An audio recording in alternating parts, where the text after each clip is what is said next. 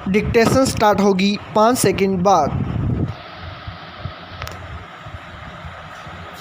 Yes, अमरीकी सेना की वापसी के बाद अफगानिस्तान में सिर उठा रहा संकट बाकी दुनिया के साथ साथ भारत के लिए भी बेहद चिंताजनक है।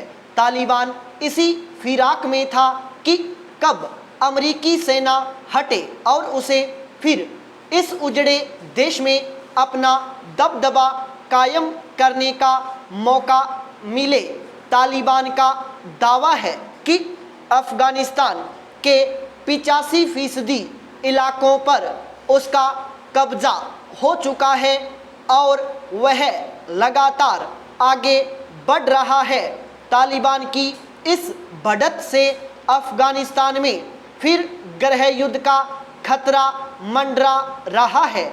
इस बार तालिबान के हौसले इसलिए भी बुलंद है कि पाकिस्तान के आतंकी संगठन लश्कर ए तैयबा के लड़ाके उसका साथ देने के लिए अफगानिस्तान में मौजूद हैं।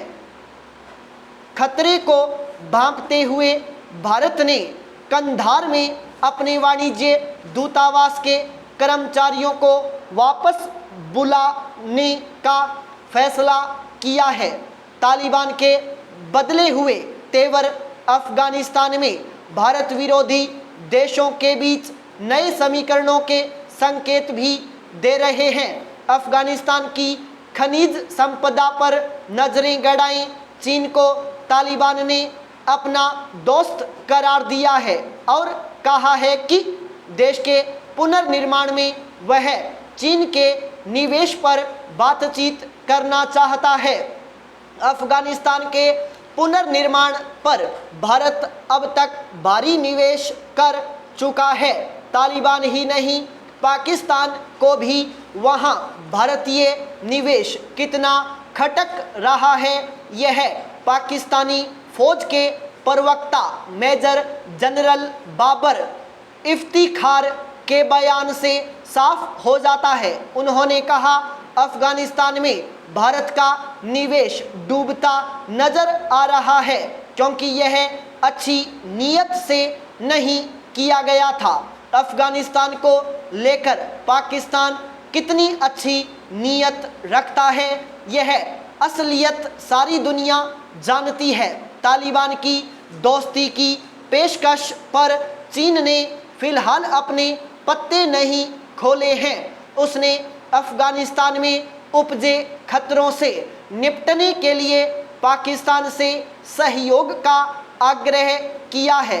चीनी विदेश मंत्री वांग यी का कहना है कि उनका देश पाकिस्तान के साथ मिलकर अफगानिस्तान में संवाद के जरिए राजनीतिक दल के लिए सभी पक्षों को समर्थन देना चाहता है। जाहिर है, राजनीतिक हल की आड़ में चीन का इरादा अफगानिस्तान में भी निवेश का वही खेल खेलने का है जो वह कई छोटे देशों में खेल चुका है।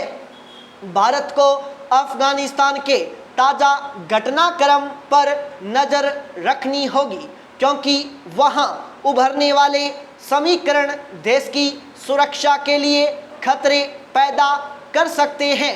इस घटनाक्रम को लेकर भारत सरकार चिंतित है। विदेश मंत्री एस जयशंकर की हालिया ईरान यात्रा को इस चिंता से जोड़कर भी देखा जा रहा है। ईरान कई साल से जोर दे रहा है कि बातचीत के जरिए अफगानिस्तान संकट का स्थायी हल खोजा जाना चाहिए। भारत और ईरान की तरह दूसरे प्रमुख देशों को भी इस दिशा में ठोस पहल करनी चाहिए। तालिबान की बढ़ती ताकत अफगानिस्तान को फिर जिद्दी कट्टरपंथ के अंधे युग में धकेल सकती है। ऐसा हुआ तो यह पूरी दुनिया के लिए बड़ा खतरा होगा। पाई पैराचेंज धर्म, जाति और वर्ग की सीमाओं को लांघते हुए बेटियां आज भी पराई धरोहर है। एक ऐसी धरोहर जिनकी विदाई की कीमत चुकाई जाती है, जो अपना घर छोड़कर किसी दूसरे के घर को त्याग, तपस्या और समर्पण से संभालती हैं। उन्हें उस घर में अपना पहला कदम रखने के लिए लाखों का दहेज देना होता है। क्या यह परंपरा के नाम पर किया जाने वाला सौदा पीड़ादायक नहीं है? यह कितना हास्यास्पद है कि जिस परंपरा को समस्या मानकर स्कूल और कॉलेज में निबंध लिखे जाते हैं, वह शब्दों का खेल मात्र होता है। इस परंपरा की प्रासंगिकता क्या है? दहेज की समस्या अब भी बनी हुई है। विश्व बैंक के एक गहन शोध की रिपोर्ट जिन तथ्यों को उजागर करती है, वे भारत में बेटियों की स्थिति को बखूबी बयान कर रहे हैं। यह अध्ययन 1960 से लेकर 2008 के मध्य देश के उन 17 राज्यों में किया गया जहां देश की 96% आबादी रहती है, और इसमें 40,000 शादियों में दहेज लेन देन की वस्तुस्थिति को जानने का प्रयास किया गया। परिणाम चौंकाने थे। करीब 95% शादियों में दहेज दिया गया था।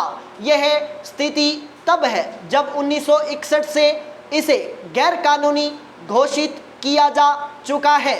इस कानून का अमूमन इस्तेमाल तभी होता है जब परिवार में टकराव और विलगाव की स्थिति उत्पन्न हो जाए, अन्यथा चुप्पी साध ली जाती है।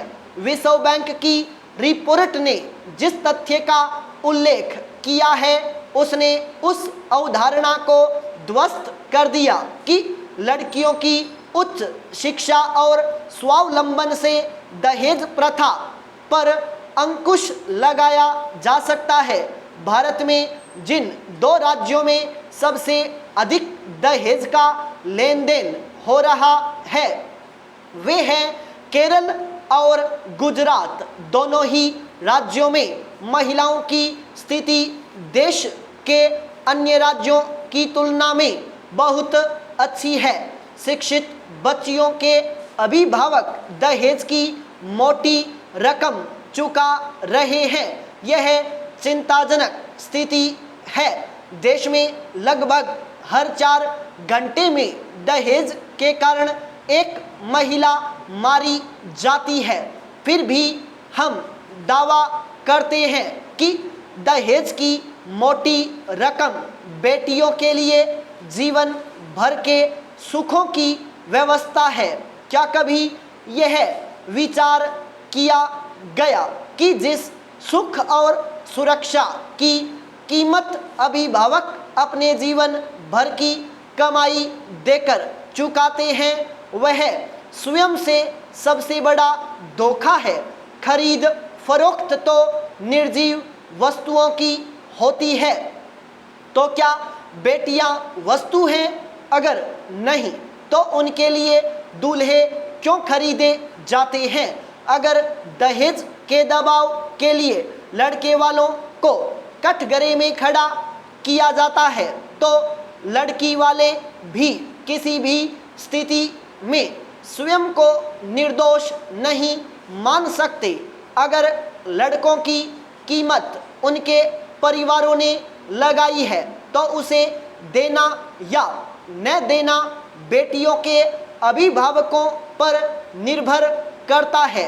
जिस क्षण से बेटियों का विवाह जीवन का आखिरी लक्ष्य नहीं रहेगा, जिस क्षण से विवाह प्रतिष्ठा का सूचक नहीं रहेगा, हालात बदल जाएंगे।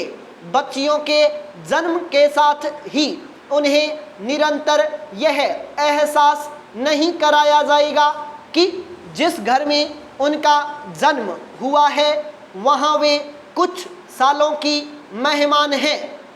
उसी पल से लड़के अपनी कीमत लगाना भूल जाएंगे। यह काम बहुत मुश्किल है। एक या दो परिवारों की सोच बदलने भर से दहेज मुक्त का भारत का मार्ग बहुत कठिन है। राह तो तब आसान होगी जब समाज के संवेदनशील और प्रभावशाली वर्ग इसके खिलाफ आवाज उठाएंगे। हमें समझना ही होगा कि बेटियों को दहेज देकर विदा करना उनके दुखों के दरवाजों को खोलने जैसा है। स्टॉप।